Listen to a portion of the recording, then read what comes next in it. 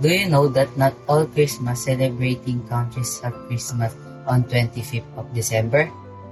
According to the Armenian Church.org.uk, in the Holy Land, the Orthodox churches use the old Julian calendar, which has a difference of 13 days with the Gregorian or Western calendar we use today, to determine the date of the religious feast. Accordingly, the Armenians celebrate Christmas on January 19, and the Greek Orthodox celebrate on January 6. Now you know.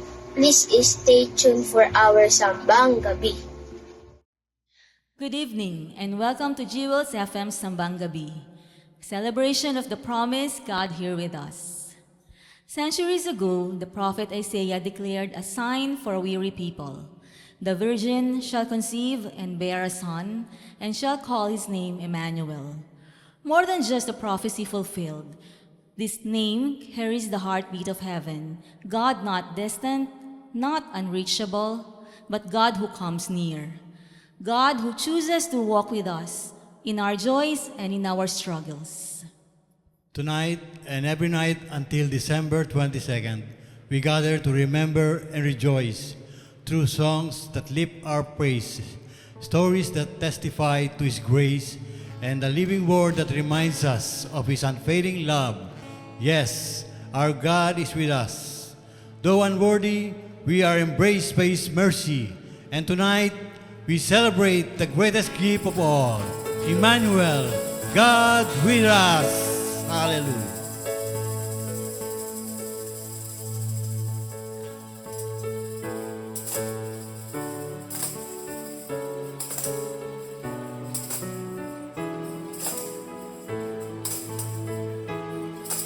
Shine, Jesus, shine.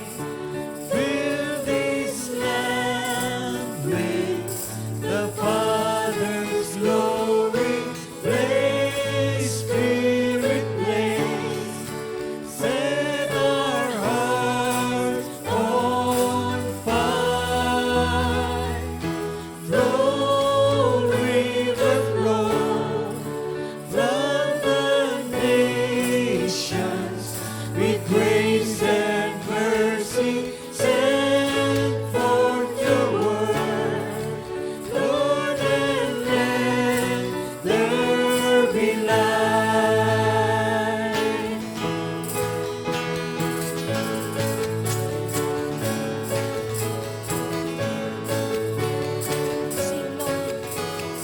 Lord, the light of your love is shining in the midst of the darkness shining. Jesus, light of the world, shine upon us. Set us free by the truth you know bring us. Shine on me, shine on me. Shine, Jesus, shine. Fill this land with the Father's glory. Blaze, Spirit, blaze. Set our hearts on fire.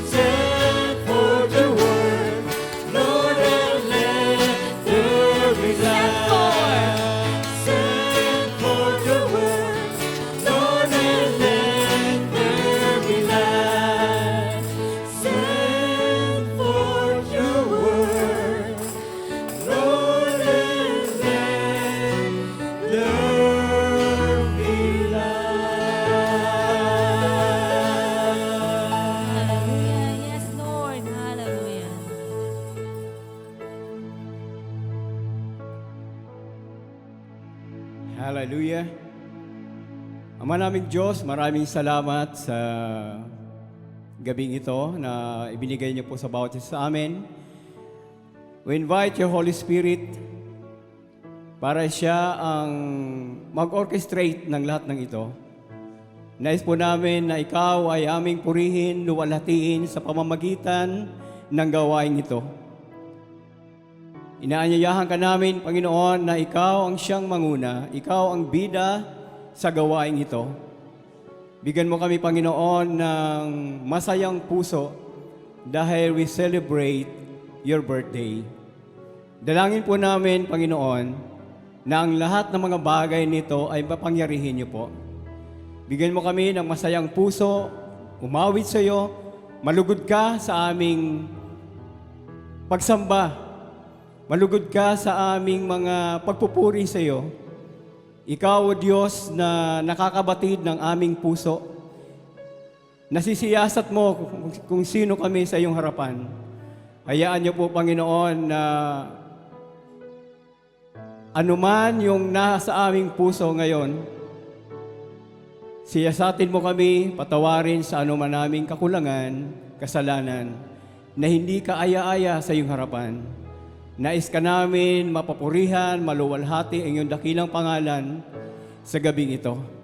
Hindi ka lamang namin, Panginoon, mabigyan ng kapurihan ng awit nito, kung hindi yung aming pag-awit, yung aming pagkanta ay nagmumula sa aming puso at makarating hanggang dyan sa trono ng iyong biyaya. Daluyan mo kami ng iyong mapagpala at mapagmahal at makita namin ang iyong ginagawa sa aming mga buhay. Muli, O Diyos, maraming salamat sa celebration na ito, na ikaw ang aming ninuluwalhati at ikaw ang aming sinasamba sa Espiritu at katotohanan. Sa iyong papuri at pasasalamat sa pangalan ni Jesus. Amen.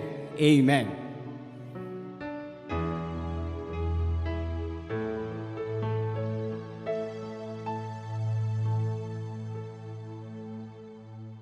The song Occupy the Nations reminds us of our calling as followers of Christ to take our place and make His presence known wherever we are.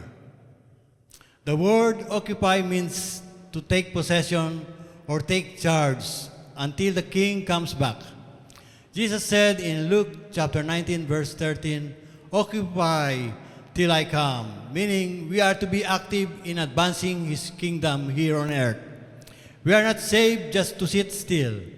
We are called to influence, impact, and transform the world around. Every believer is a representative of God's kingdom. Hallelujah.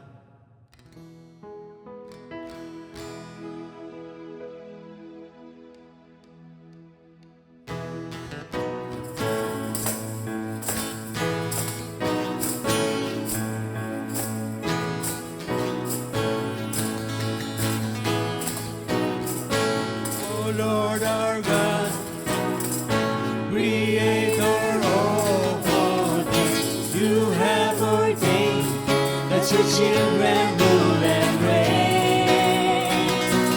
By your Son, we have gained the victory, and in your name, we claim this land for the King.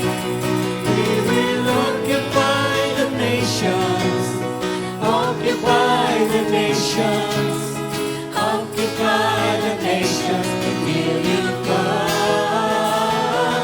Oh, establish your kingdom, let your will be done, as it is in heaven, let it be on earth. We will occupy the nations till you come. Oh Lord our God, Creator of all things, you have ordained that your children rule and reign. By your Son,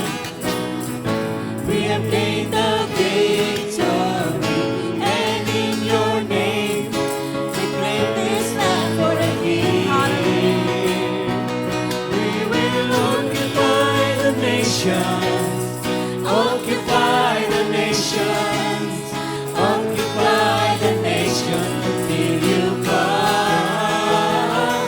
All our service in your kingdom, let your will be done, as it is in heaven. Let it be on earth. We will occupy the nations till you come. All creation. All creation awaits for your return. Come, O Lord, come and reign. Come, O Lord, and reign. We will occupy the nations, occupy the nations, occupy the nations till you come. All our service in your kingdom, let your will be done, as it is in heaven. Let it be on earth. We will occupy the nations till you come. All creation. All creation awaits for your return. Come, O Lord.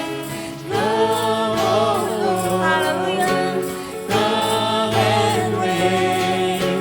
Come, O Lord, and reign. We will occupy the nations. Yes, O God. Occupy the nations. Occupy the nations until you come. Yes, Lord. Oh, establish in your kingdom. Let your will be done, as it is in heaven. In heaven. Let it be On earth. on earth. We will occupy the nation till you come. For the last time, we will occupy. We will occupy the nations, occupy the nations, occupy the nations till you come. Oh, establish in your kingdom, let your will be done, as it is in heaven. In heaven. Let it be Let it be on earth. on earth. We will occupy the nations till you come. We will Occupy the nations, occupy the nations, occupy the nations till See it you again. We will come. occupy. Hallelujah. Occupy the Yes, nations, Lord. occupy the nations, occupy the nations till you come.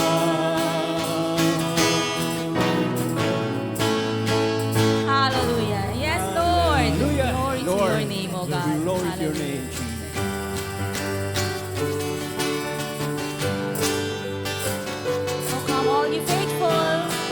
Yes, oh God, we celebrate your goodness tonight. Hallelujah. Oh, come, holy faithful, joyful and triumphant. Oh, come, ye, oh, come into Bethlehem. Oh, come and behold him, born a King of angels. Oh, come, let us adore him. Oh, come, let us adore him. Oh, come, let us adore him, Christ. Sing again. the Oh, Lord. come all you faithful. All ye faithful, joyful and triumphant, oh come ye, oh come into Bethlehem. Oh come and behold him, born a King of angels. Oh come, let us adore him. Oh come, let us adore him. Oh come, let us adore him, Christ. Last time. Oh, come all you faithful. Oh, come, all ye faithful, joyful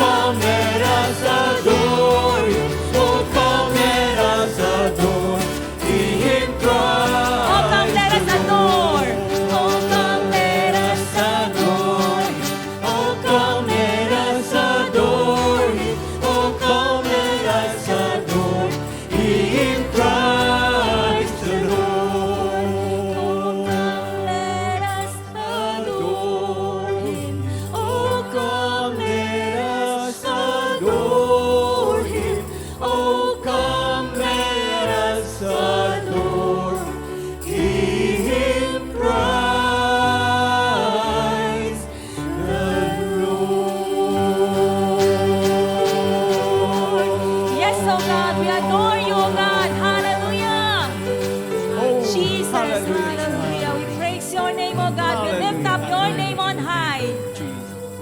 Hallelujah. Amen.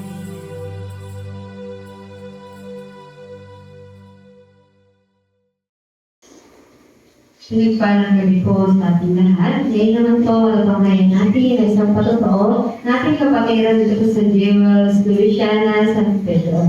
Ito po ang pangyayari na nakilala niyo po ang ating Panginoon at ano po yung kanyang ginagawa or ministry dito po sa church. Ayan, magandang gabi po sa ating lahat. Ako po si Ana Rosalia. Isang kabataan wala po dito sa Louisiana. Ako ay part po ng praise and worship team bilang pianist. So, teacher din po ako sa mga bata dito and youth leader po dito sa Louisiana.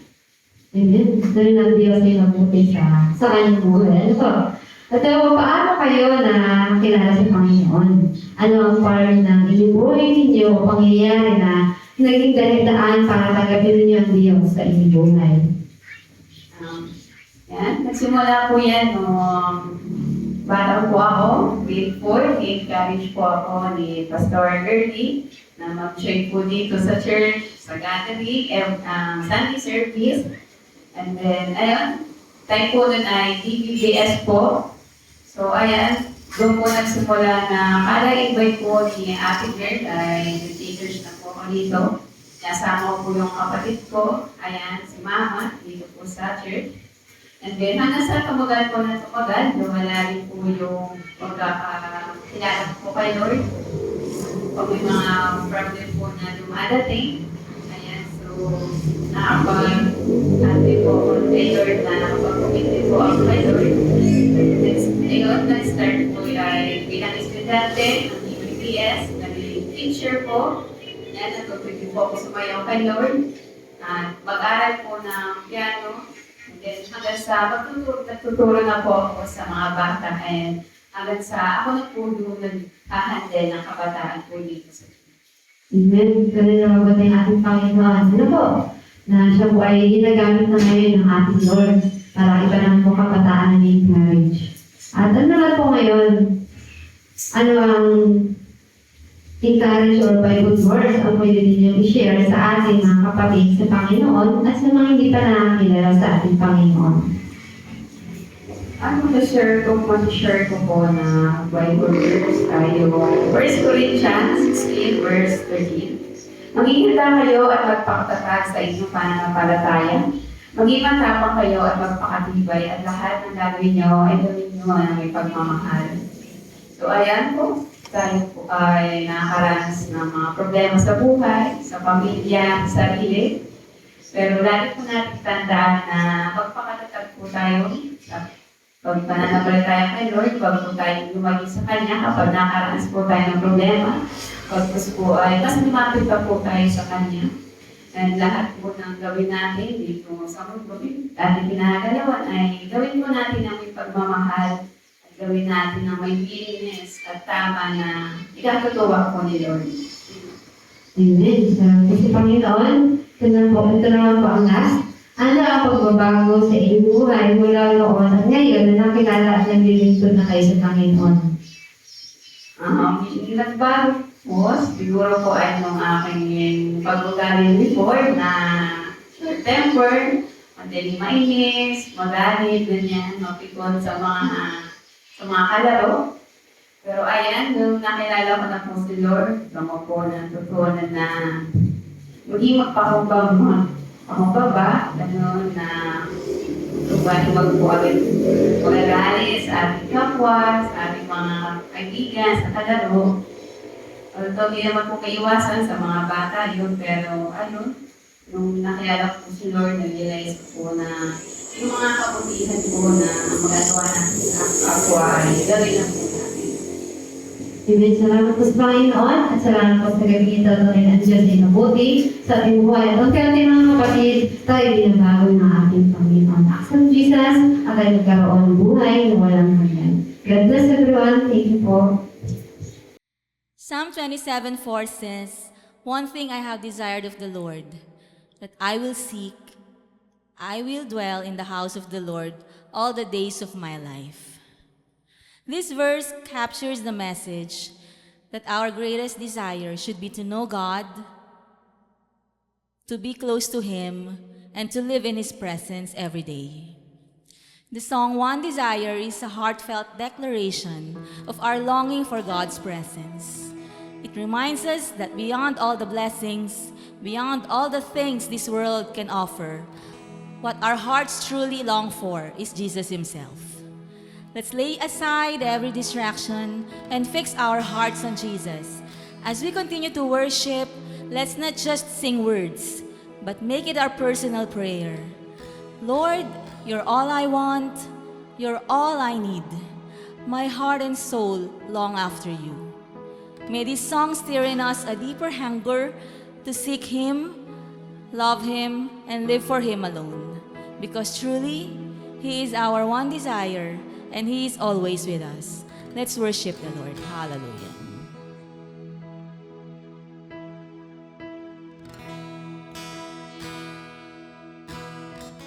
Yes, Lord. Hallelujah. You are our one desire, O God. Glory.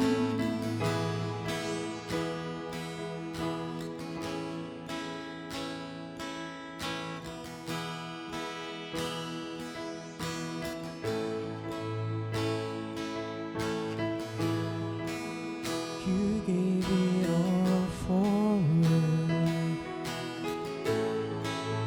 My soul desire, my everything. All I am is devoted to you.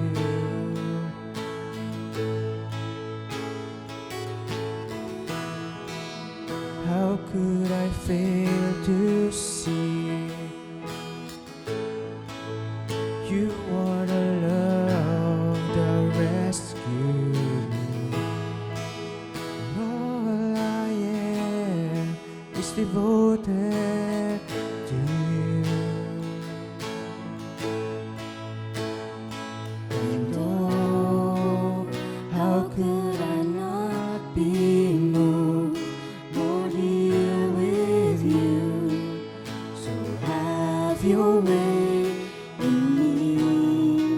'Cause Lord, there is just one thing that I will see. This is my cry, my one desire is to be where you are, Lord, now and forever.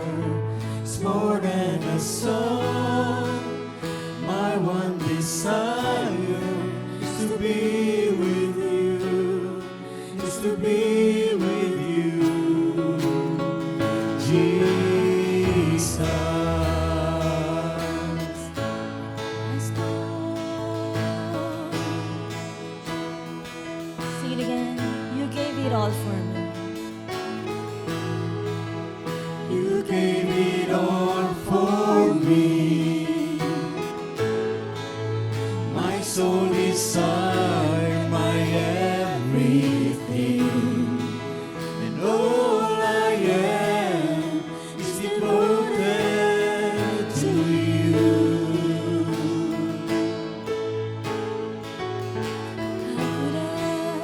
How could I fail to see? You are the love that rescued me, and all I am is devoted to you.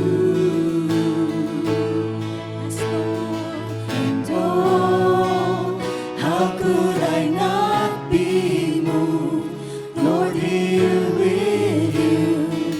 So have your way in me. 'Cause Lord, there is just one thing that I will see. This is my cry. This is my cry, my one desire is to be where you are, Lord, now and forever. It's more than a song. My one desire is to be with you, is to be with you, Jesus.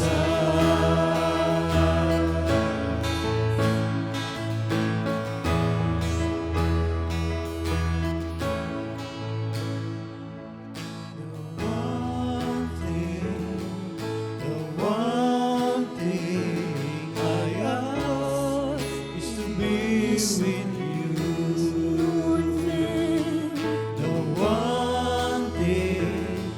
The one thing I ask is to be with you. Hallelujah. Sing one thing.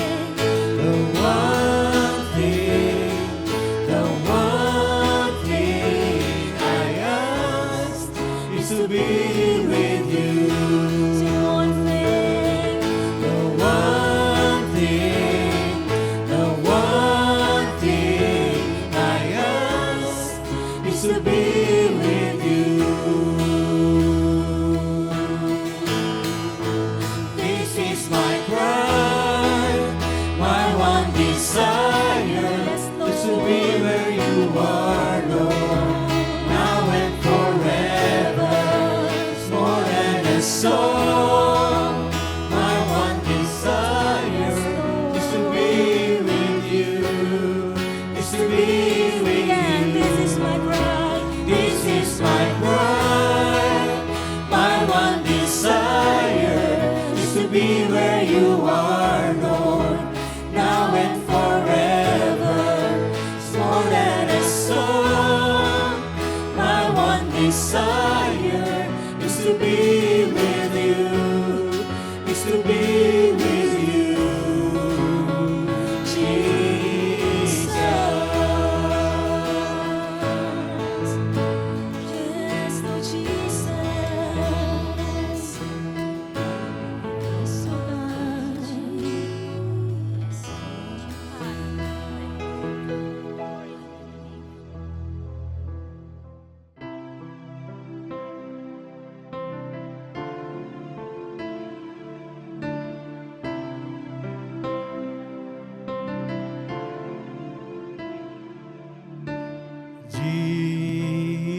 Jesus, God's righteousness revealed.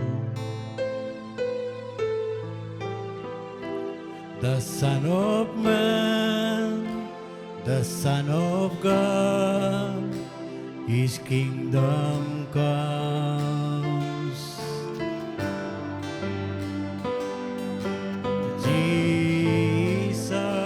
Jesus, redemption sacrifice,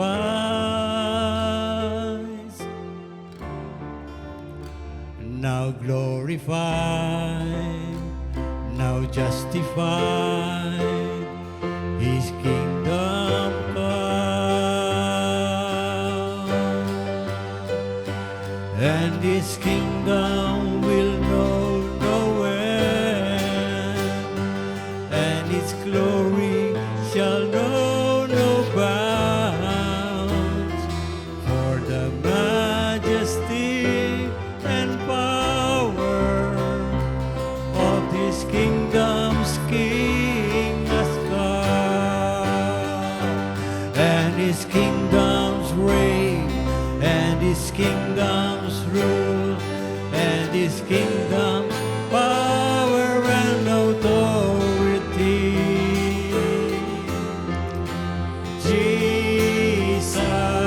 Jesus, God's righteousness revealed.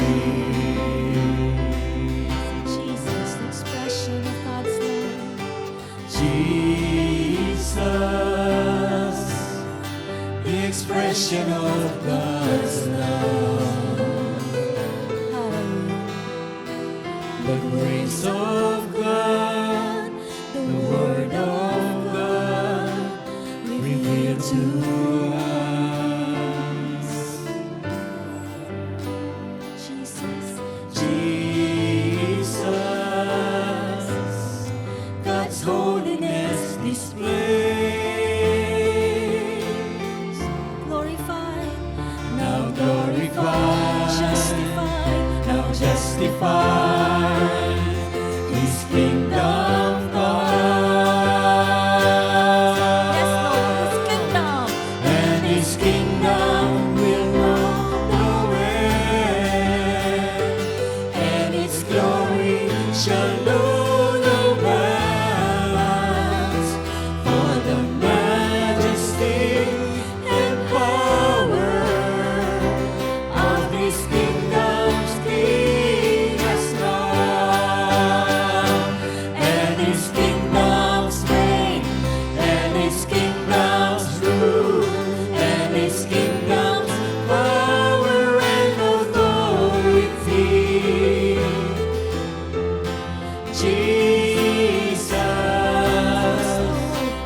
God's righteousness revealed. His kingdom, and His kingdom will know no end, and its glory shall know no bounds.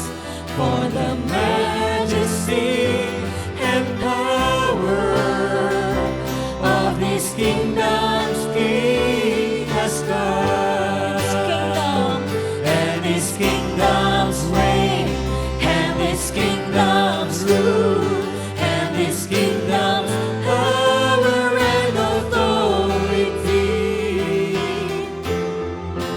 Jesus, God's righteousness. Jesus, Jesus, God's righteousness. Jesus, Jesus, God's righteousness revealed.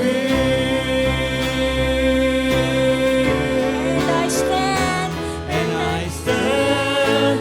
stand in awe of you. Yes, Lord. I stand in awe of you. Holy God, to whom all praise is due. I stand in awe. Hallelujah. And I stand.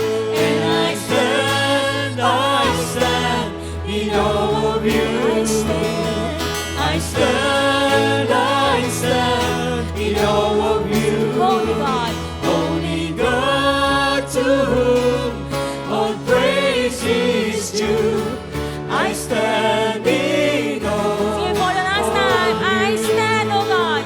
And I stand in awe of you. I stand in awe of you. Holy God, to whom all praise is due. I stand in awe. Holy God, hallelujah. Holy God, to whom all praise is due. I stand in awe. Last time, Holy God, to whom all praise is due. I stand in awe. I stand in awe. I stand in awe. Last time, I stand in awe of you.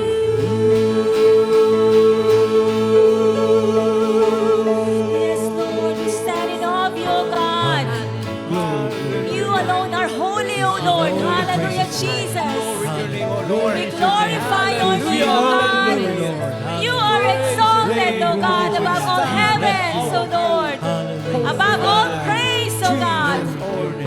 We give you our highest reverence, Lord. Our adoration, O God. Glory to your holy name, O God. We thank you, Father God. Thank you, Jesus. Thank you for your great, great love. And thank you, O God, for being our Emmanuel. You are always with us, O God. We just give you back all glory, honor, and praise. In the mighty name of our Lord and Savior Jesus Christ. Amen. Amen. Hallelujah. Amen.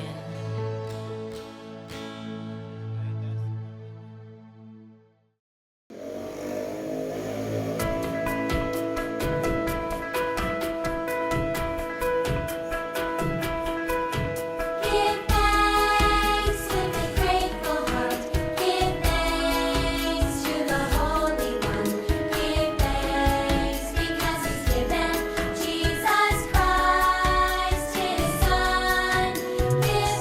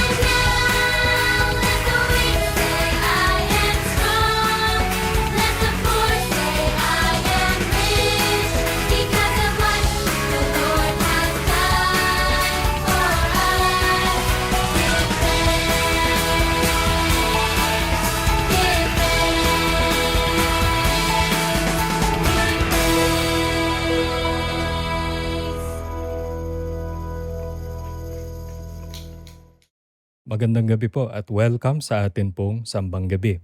Ito na po yung ikapitong gabi na tayo po ay magkakasama, hindi man po sa iisang lugar pero sa isang diwa po. Tayo'y nananambahan at ipinagdiriwang po natin with great joy ang tunay po na kahulugan ng Pasko, ang tunay po na dahilan kaya po tayo nagdiriwang ng Pasko, walang iba kundi ang ating pong Panginoong Hesus. Bago po ako magpunta sa atin pong message ngayon pong gabi ay hayaan niyo po na i-share ko sa inyo yung tungkol po sa isang commercial na napanood ko po nito mga nakaraang araw. Ito po ay commercial para po sa isang fast food chain. Hindi po dito sa Pilipinas, sa ibang bansa po. At kung alam niyo po yung kanta na It's the Most Wonderful Time of the Year, madalas po natin naririnig yan, pinapatugtog sa radyo, sa kung saan-saan. Yun po yung ginamit nila na music. Pero imbes po na It's the Most Wonderful Time of the Year, ang ginamit po nila ay It's the Most Terrible Time of the Year. And habang nagpe-play po yung music, pinapakita po doon yung iba't ibang mga pinagkakaabalahan po ng mga tao in the days or weeks or even months leading to Christmas. Pinapakita po doon yung nag-set up ng Christmas tree na hindi niya magawa ng maayos para bang nagre-rebelde sa kanya yung kanya pong Christmas tree. Yung isa naman po ay nagluluto ng kakainin po nila for dinner, no? Christmas dinner po nila. At hindi magawa ng maayos, lagi pong fail ang kinakalabasan. At meron po mga tao na nasa stuck po sa traffic, hindi na malaman kung paano po bibitbitin yung pagkarami-rami pong regalo na dala-dala. At hanggang sa doon po sa bandang dulo, bago po matapos yung commercial, pinakita na lang po yung isa doon sa mga characters na nagsa-struggle na nagpunta na lang po doon sa fast food at doon na lang po nagpalipas ng Pasko. Umani po ng batikos ito pong patalastas na to, hindi lang po dahil AI generated po yung visuals na ginamit, kundi dahil po doon sa mensahe na para pong sinasabi na ang panahon po ng Pasko ay isang malaking hassle, isang malaking sakit sa ulo. Nakakalungkot pong isipin na anyone would come to that conclusion. However, yan po ang nangyayari kapag tayo po ay when we lose sight of what Christmas really is all about. Kapag po natuon yung atensyon natin dun po sa mga hassle, dun sa traffic, for example, naranasan po natin yan itong mga nakaraang linggo. Pag natuon po yung atensyon natin dun sa katakot-takot po na paghahanda na kailangan, halimbawa po Christmas party na lang sana kaso kailangan pa maghanda ng costume, kailangan pa maghanda ng mga song number, dance number at kung ano-ano pa. Talaga pong masasabi natin po na terrible time of the year ito. Pero tayo po mga Kristiyano, dahil alam po natin ang dahilan, kaya po talaga tayo may Pasko. At ito po ay napakadakila po sa lahat. Hindi po natin masasabi na ito pong panahon na to ay terrible. Tandaan po natin lagi, ang dahilan po kaya tayo may Pasko, ang dahilan po kaya tayo nagdiriwang ay dahil dakila ang pag-ibig sa atin ng Diyos. Ganun na lang po katindi, John 3:16. For God so loved the world, tayo po na mga tao, that He gave His one and only Son, na sa pamamagitan po ng kanyang bugtong na anak, walang iba kung hindi ang ating Panginoong Hesus, tayo po ay nagkaroon ng buhay na walang hanggan, tayo po ay nagkaroon ng kapatawaran sa ating po mga kasalanan, tayo po ay may pag-asa. Yan po mga kapatid, ang tunay po na kahulugan ng Pasko.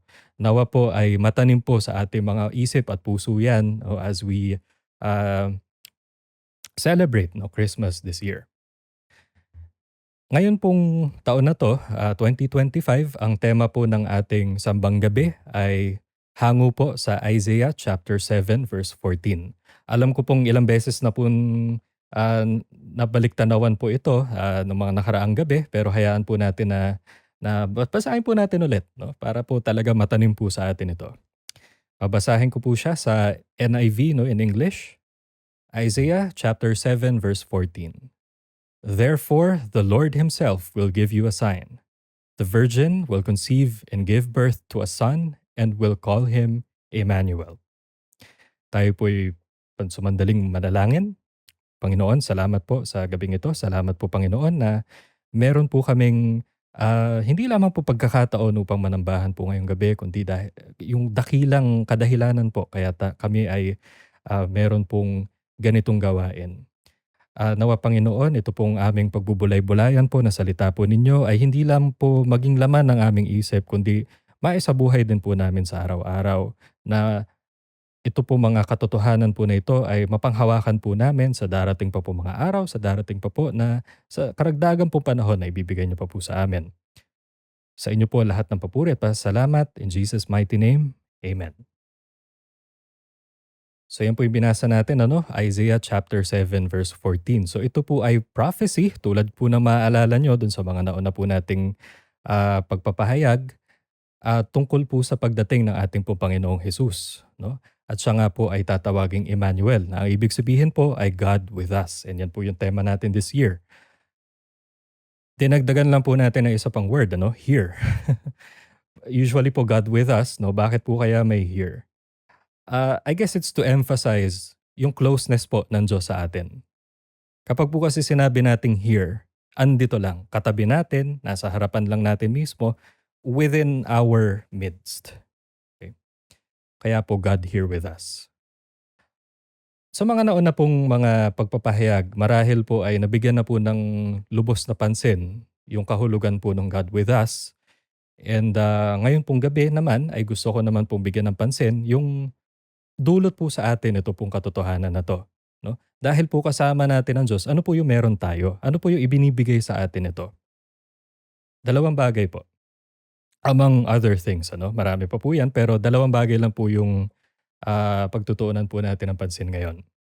Una po, because God is with us, God is here with us, we have courage. Tayo po ay may boldness, tayo po ay may katapangan. Tayo po mga Kristiyano, tinawag po tayo upang maging mananagumpay. Tinawag po tayo upang maging courageous. Hindi po para maging mga duwag. Hindi po yan ang pagkakatawag sa atin. Okay? Sabi nga po sa Joshua, chapter 1, verse 9, "Have I not commanded you? Be strong and courageous.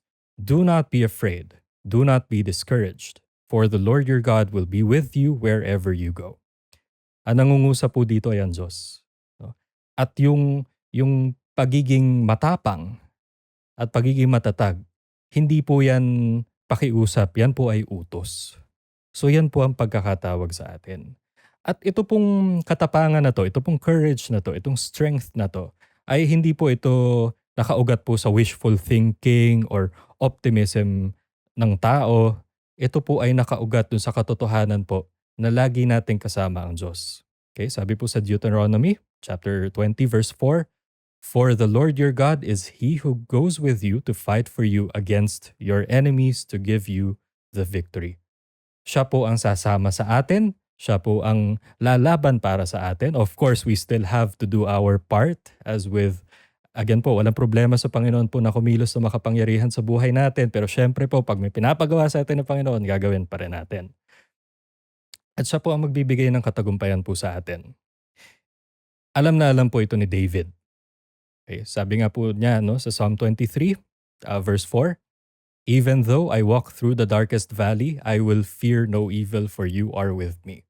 Sa iba pong versions ng Bible, ang ginamit po dyan ay valley of the shadow of death. Pero kung ano man po yung, however the wording, ibig sabihin lang po niyan, nagdadaan man siya, nagdadaan man tayo sa hindi po madali na sitwasyon, sa mahirap na kalagayan o panahon po ng ating buhay, hindi tayo matatakot, hindi tayo mangangamba, hindi tayo mababalisa dahil kasama natin ang Diyos. Meron nga pong kantayan, di ba? Yung, hindi ko na po kakantahin, pero yung kasama natin ang Diyos. Hanapin nyo na lang po. Okay? So ito pong words po na to ni David ay hindi lang po ito salita. Hindi lang po niya ito inawit out of sweetness sa atin pong Panginoon. Isinabuhay po niya ito. So mababasa po natin sa 1 Samuel chapter 17, yung tungkol po sa sagupaan po nila ni Goliath. Alam naman po natin David and Goliath story. We know how it went. Alam naman natin na si David ang panalo dyan. Pero medyo balik-tanawan lang po natin. So nung panahon po na yon, ang Israel po ay ginegera ng mga Philistine. Ito po mga Philistine, meron po silang MVP na higante, si Goliath. Si Goliath po ay sinasabi po na ang kanyang height ay 6 cubits and 1 span, which roughly converts to 9 feet. No? Mga 9 feet po yata. So higante po si Goliath. At dahil po sa laki niya, sa laki pa lang niya, ay yung mga sundalo po ng Israel ay sobrang takot na takot na. 'Di ba? Ayaw nang humarap dun sa kanila dahil takot na takot eh. So nung nabalitaan po ito ni David, it lit a fire, no, within him. Kaya nagpresenta siya, sabi niya, sino ba tong humahamak sa atin na to? 'Di ba? Lalabanan ko yan. Diba, nakita po natin na kahit na sinaway siya nung kanya pong kuya at yung hari ay sobrang concerned sa kanya kasi nga David seemed like an unlikely hero. Hindi nagpatinag si David. Diba? Desidido siya na labanan po si Goliath dahil alam niya na matatalo niya si Goliath. Dahil alam niya na bibigyan siya ng katagumpayan ng Panginoon. Alam niya na kahit napakapeligroso po nung papasukin niya, hindi siya bibiguin ng Panginoon. Kaya naman po nung dumating na po yung panahon na siya po ay humarap na kay Goliath. Diba, alam naman po natin yung kwento, bago po nangyari yung exciting na part, meron pa po munang trash talk na nangyari, di ba po, si Goliath. Ano tingin mo sa akin? Aso? Diba, ba't may dala-dala ka stick?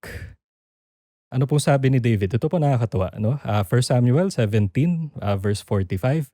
David said to the Philistine, "You come against me with sword and spear and javelin, but I come against you in the name of the Lord Almighty, the God of the armies of Israel, whom you have defied." Okay. So ito po ay deklarasyon po ni David na siya po ay lumalaban hindi po out of his own strength. Hindi po sa ngalan niya, kundi sa ngalan ng Diyos na alam niyang kasama niya at magbibigay sa kanya ng katagumpayan. And sure enough, isang bato lang po pala ang kailangan para po mapabagsak si Goliath. Ganun po yung tapang, ganun po yung courage ni David. Diba? Hindi siya nagpatinag. Kahit na underdog talaga yung dating niya, hindi siya nagpatinag dahil alam niya na bibigyan siya ng katagumpayan ng Panginoon. Alam niya na nasasamahan siya ng Panginoon. Ganon din po sa atin. Minsan po nagdadaan tayo sa mga mahihirap po na sitwasyon. Meron po tayo mga challenges na kinakaharap po sa araw-araw. No? Depende po kung ano po mga sitwasyon ng buhay natin. And minsan po parang feeling natin natatalo na tayo. Pero ito po lagi natin tatandaan. Kasama natin ang Diyos. Haharapin natin ito po mga hamon na ito ng buong tapang, with faith and confidence stemming from that faith. Dahil alam po natin na kasama natin ang Diyos.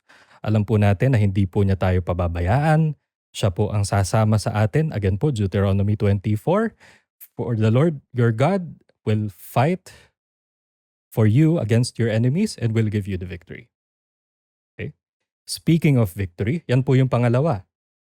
Because God is here with us, we have victory.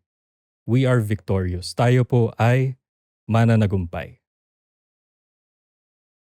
Actually, hindi lang po basta-basta mananagumpay. Sabi nga po sa Romans 8:37, "In all these things we are more than conquerors through Him who loved us."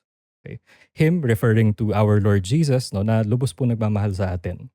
Dahil kasama po natin ang Diyos, tayo po ay buong tapang po na humaharap sa buhay. Buong tapang na humaharap po, no, sa mga hamon ng bawat araw po na dumarating. Dahil alam po natin na meron tayo katagumpayan sa Panginoon. Okay.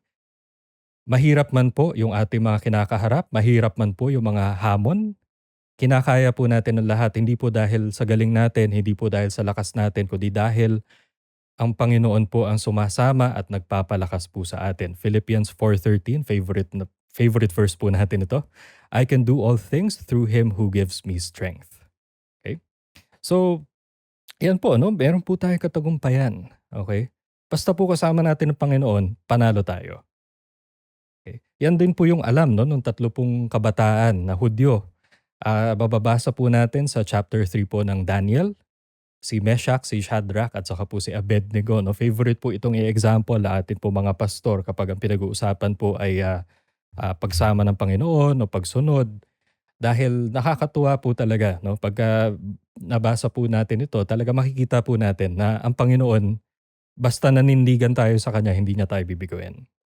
So balikan lang po natin yung kwento. No? Ito pong 3 kabataan po na ito, ay hindi po sila nagpatinag doon po sa hari ng Babylon na nire-require po sila na sumamba doon sa Diyos-Diyosan. Siyempre po itong tatlo, hindi pwede, non-negotiable yan. Okay? Hindi kami sasamba dyan sa Diyos-Diyosan ninyo na yan. Okay? So nagalit po sa kanila yung hari, naturalmente. So iniutos po nung hari na sila po ay ihulog po doon sa furnace. Pero bago po sila ihulog doon, pinainit po muna ng husto. 7 times nga daw po yung init. At sa sobrang init po, yung naghulog po sa kanila, namatay. Di ba? Siguro po, imagine niyo na lang po, nandun pala sila sa may entrada po nung furnace, matay na. Di ba? So talaga pong sobrang init po nung furnace po na yon. Talaga pong nakakatunaw po ng bakal talaga. Pero ito po yung maganda po nangyari doon. Inihulog po yung 3 kabataan doon. Ngayon po, nung pinagmamasdan po nila, naglalakad-lakad lang po doon sa loob yung 3. At ito po yung pinaka-amazing po dyan. Hindi lang po 3 yung nasa loob ng furnace. 4 po.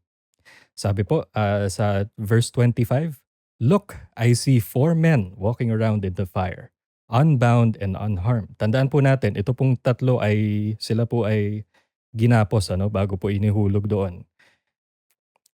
Dito po sinasabi na wala po silang gapos at may kasama pa po sila. No? And ito pong ika-4 po na tao ay mukhang anak ng Diyos. No? Looks like the Son of God. Ibig sabihin po nito, yung 3 po kasama nila Panginoon doon. Sila man po ay nasa lugar na ubod ng init, hindi po nasusunog sila. Dahil kasama nila ang Diyos. Ang Diyos po ang nag-iingat sa kanila.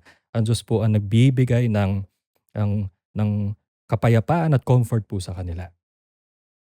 Ganyan po ang ating Panginoon. Basta tayo po'y maninindigan sa Kanya, hindi po niya tayo bibiguin. Hindi po niya tayo pababayaan. Hindi po niya tayo iiwan. Hindi niya hahayaan na tayo po'y mapahamak. Ganyan po kabuti ang ating Panginoon. So, tayo po ay panalo. No? At dahil po alam natin na may katagumpayan tayo sa Panginoon, tayo po ay buong sigasig po at buong katapangan na humaharap po sa ating buhay. Dahil ang katotohanan po, tayo po na nananalig sa ating Panginoong Diyos ay mga overcomer. Tayo po ay mga mananagumpay.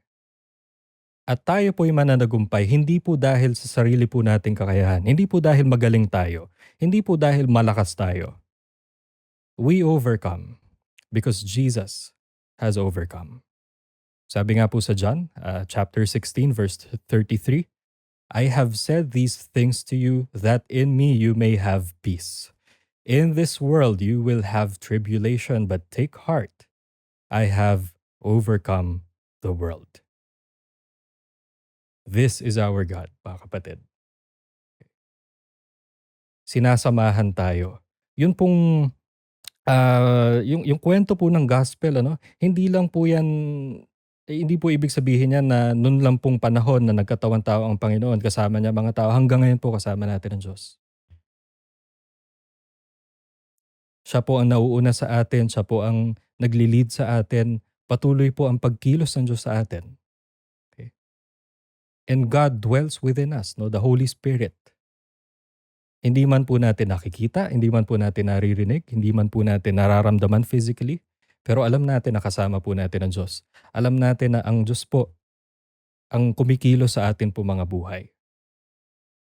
At dahil po mapanghahawakan natin ang pangako po ng Panginoon na hindi po niya tayo pababayaan, na siya po ang patuloy na sasama po sa atin, alam po natin na meron tayong katagumpayan. Kaya naman po humaharap tayo sa mga hamon po ng buhay, humaharap po tayo sa mga suliranin ng buong katapangan po. At itong tapang na to hindi lang po ito wishful thinking. Marami po kasi nagsasabi, hindi, mga wishful thinking lang yan. Hindi po. Ito po ay nakaugat, nakaangkla po sa ating pananampalataya, sa ating pong paghawak sa pangako po ng ating Panginoon. Because God is with us. God is here with us. We have victory. We have courage.